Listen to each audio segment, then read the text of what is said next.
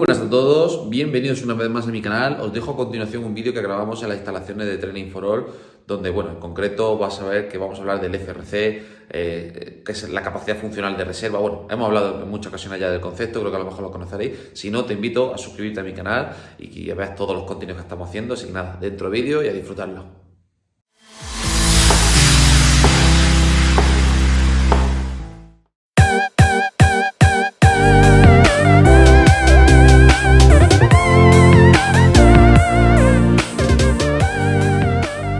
Seguramente has escuchado conceptos como el FRC, vatios prima, capacidad anaeróbica y seguramente te gustaría, entender qué es y sobre todo cómo poder entrenarlo. En este vídeo te lo explicamos.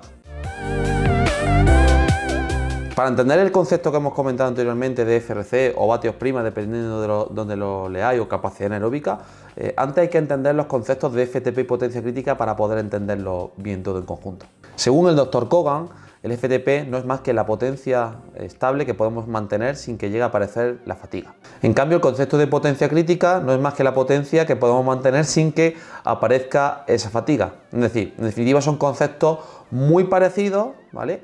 Pero que obviamente nosotros, por circunstancias relacionadas, sobre todo para que sea más entendible este vídeo, pues bueno, vamos a entender más o menos que el FTP más o menos, podremos decir, será la potencia crítica, ¿vale? Para que lo entendáis de una manera resumida y facilita. Pues bien, ¿qué es el FRC, vatios prima, capacidad anaeróbica? De ahora en adelante, si hablamos en alguna de estas métricas, vamos a entender que son todas más o menos iguales. Para que lo entendáis, es la capacidad que tenemos de mantener una potencia por encima de esos niveles de FTP. Para que lo entendáis, es como una especie de batería o de pila energética que nosotros, cuando pasamos ese punto de potencia, que es el FTP, empieza a gastarse. Obviamente, aquellos deportistas que tengan altos niveles de FTP o altos niveles de FRC o altos niveles de potencia crítica y vatios prima, pues van a tener a priori un mayor rendimiento dependiendo obviamente del tipo de prueba. Por lo tanto, resumiendo un poco todo este caos de términos, podemos hablar que tenemos principalmente, y simplificando todo, dos variables principales. El FTP, que hemos dicho que es esa potencia estable que podemos mantener durante el tiempo casi sin llegar a la fatiga, y luego también sobre todo la parte relacionada con el FRC, que sería la cantidad o esa cantidad de energía medida en kilojulios que podemos aguantar por encima de FTP. En el momento que agotamos toda esa capacidad de energía, automáticamente nuestro organismo tiene que bajar obligatoriamente por intensidades por debajo del FTP. Es por ello que hay deportistas que tienen una gran capacidad anaeróbica, una gran capacidad de FRC y pueden estar durante un poquito más de tiempo, sobre todo más cantidad de energía por encima de ese FTP, y hay otros deportistas que no podremos denominarlo tradicionalmente como aquellos deportistas pues, que se denominan como diésel o explosivos, para que hagáis más o menos una idea de lo que hablamos. Pero seguramente me dirás, Gabri, todo esto me parece perfecto, pero ¿cómo podemos entrenar el FRC? Pues bien, aquí vamos a hablar de algunas consideraciones principales. Citando a Arguedas y colaboradores 2022, en principio el FRC no depende exclusivamente del entrenamiento específico de la bicicleta, sino que además depende de otros componentes como cuánto es la mejora que hemos obtenido en nuestro V2 Max o nuestro V2 Max, los tiempos límites relacionados con dicho V2 Max. También es importante entender que la capacidad glucolítica va a tener un papel fundamental en esta capacidad. La hipertrofia, es decir, la cantidad de masa muscular, también es un indicador bastante importante de esa capacidad anaeróbica. Otros factores como el aumento de la capacidad buffer, que es ese aumento de la sostenibilidad para poder realizar esfuerzos de manera repetida, y sobre todo a nivel de fisiología, qué capacidad de tamponamiento tenemos a la hora de esos esfuerzos submáximos, podríamos comentarlo. Y en definitiva, como conclusión, tendremos que entender que el FRC podemos mejorarlo por otras vías, es decir, el trabajo de fuerza también nos puede ayudar a mejorar el FRC, y sobre todo dependiendo de las características del sujeto, hay muchas alternativas que no solo dependen del trabajo específico en bicicleta. Y ahora vámonos a la parte que más os interesa seguramente, las recetas relacionadas con el trabajo de FRC. Obviamente esto va a depender también de si queremos trabajar o mejorar nuestra capacidad de FRC como tal, o la repetibilidad de los esfuerzos, ya que esto va a condicionar sobre todo aspectos como el tiempo de recuperación, sobre todo después de cada serie o en cada serie.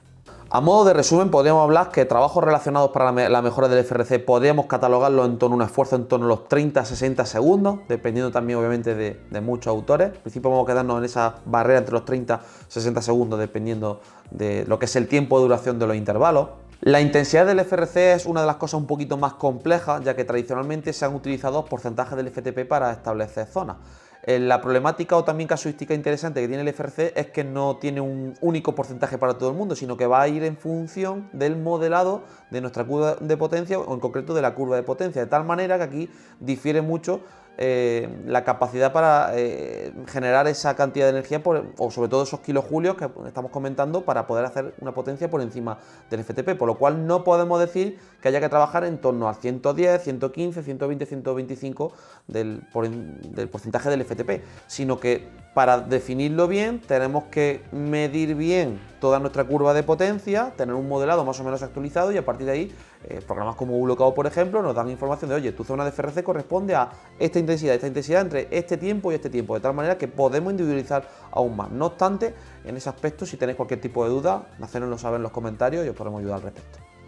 Los ratios de trabajo o recuperación, como bien he dicho anteriormente, van a depender de esas dos posibilidades que hemos dicho anteriormente. ¿Quiero mejorar mi capacidad de FRC total o quiero mejorar mi repetibilidad a la hora de realizar esos esfuerzos en FRC? En función de eso, si quiero mejorar bien mi capacidad de FRC, las recuperaciones tienen que ser completas. Y cuando hablamos de completa, hablaremos tiempo que como mínimo de recuperación tiene que estar en torno a los 5 minutos de recuperación entre series. Si por el contrario lo que queremos ver son esfuerzos de repetibilidad, podemos utilizar un ratio de 1-2, ¿vale? Es decir, por cada minuto de trabajo que se realiza un mínimo de 2 minutos de recuperación, hasta incluso los 4-5 minutos máximo podremos quedarnos ahí de recuperación entre series. Por lo tanto, dos conceptos: si quiero mejorar mi FRC, ratios de recuperación o tiempo de recuperación de mínimo 5 minutos, si quiero mejorar la repetibilidad, ratios de 1-2 hasta los 4 minutos de trabajo, sería una propuesta bastante interesante.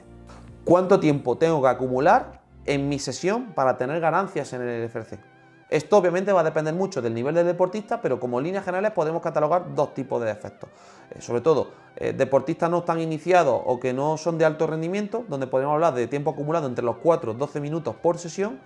Y luego, sobre todo, deportistas de un mayor nivel, o sobre todo ya de cierto alto nivel, donde podemos hablar de tiempo acumulado desde los 15, incluso 20 minutos y un poquito por encima, dependiendo del contexto. Por lo cual, si eres un deportista que se está iniciando, trabajo en torno a esos 4 o 12 minutos máximos por sesión.